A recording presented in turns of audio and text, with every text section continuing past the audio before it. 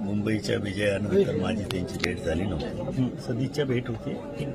त्यांना फक्त तब्येतीची चौकशी करण्यासाठी मी आलो होतो. बरं, सध्या मराठा आरक्षण असेल, ओबीसी आरक्षण यावरून बराच वाद सुरू आहे आणि मराठवाड्यात आता ओबीसी त्यांनी सभा घेणं सुरू केलं. मात्र सभेला उत्तर सभा घेणं काही चुकीचं नाही, पण ज्या पद्धतीने दंड थोपटले जात आहेत, विधानं वादग्रस्त केली जात आहेत, त्याकडे तुम्ही कसं बघता? हे विधान हे राजकारणाचा एक भाग आहे.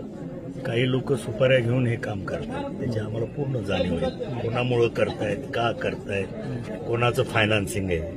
योग्य वेळ आल्यावर आम्ही ती जाहीर करू. परंतु मला खात्री आहे की जो जनरल समाज आहे तो काही त्यांना दाद देणार नाही. तुम्ही एवढी वर्ष राजकारणाची बघितली, पण पहिल्यांदा अशा खालच्या पातळीवर टीका होते. जर उदाहरण घ्यायचं तर लक्ष्मण हाते जे मराठा समाजाच्या मुलीबद्दल लग्नाबद्दल कसं बघता यावं? अत्यंत नीच पातळीवरती जाऊन ते बोलत आहेत. त्यांचा उद्देश फक्त ओबीसी आणि मराठा समाजामध्ये भांडणं लावायचं. पण मराठा समाज समजदार आहे.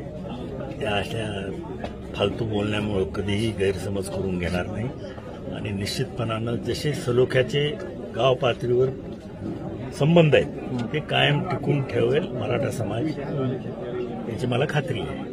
तुम्ही पहिल्या दिवसापासून मनोज जरांगे यांच्या आंदोलनात वेळोवेळी व्यासपीठावर गेले. मुंबईच्या आझाद मैदानावर तुम्ही सगळ्यात आधी गेला होता. पण छगन भुजबळ असं म्हणतायत की जे व्यासपीठावर गेले होते त्यांना लक्षात ठेवा. एक प्रकारे धमकीचा धमकी, त्या धमकीला आम्ही काही भीक घालत नाही. आम्ही 35 वर्षापासून राजकारण करतोय. कुणी काय बोलायचं ते बोलू द्या, आम्ही त्याला उत्तरही देणार नाहीत. आमच्या कृतीतून आम्ही उत्तर देऊ. पण अशा पद्धतीने राजकीय म्हणजे ते धमक्या देणं कितपत योग्य आहे? पक्षाचे तुमचे तो त्यांचा प्रश्न आहे, त्याला हा प्रश्न विचार. मला विचारून काय उपयोग? मी कधी धमकी दिली का? मी कोणाला काही वाईट बोललोय का? नाही. आम्ही सर्व समाजाला बरोबर घेऊनच राजकारण करतोय आणि करणार. बरं, एक ऑडिओ क्लिप व्हायरल होते हाकेंची, त्यात ते पैसे मागताना खूप ट्रोल होतात, पैसे मागतात असं तुम्ही पण ऐकले असं? ते मी सगळं ऐकलंय, पाहिलंय. परंतु हाके हा सुपारी घेऊन काम करणारा माणूस आहे. विधानसभेला त्याला सांगोला मतदारसंघामध्ये किती मतदान मिळालं? 263 का 253. अशा माणसाबद्दल तुम्ही त्याला मोठं करताय. मीडियाने जरा त्यांना मोठं करायचं सोडून द्या. राजगुणरत्न सदावर्ते आले होते.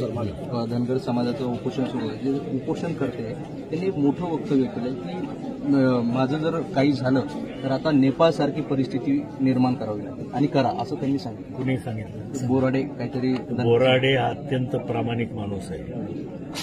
धनगर समाजाच्या नेत्यांनी आजपर्यंत एसटीमध्ये आरक्षण देऊ म्हणून लढे केले. स्वतः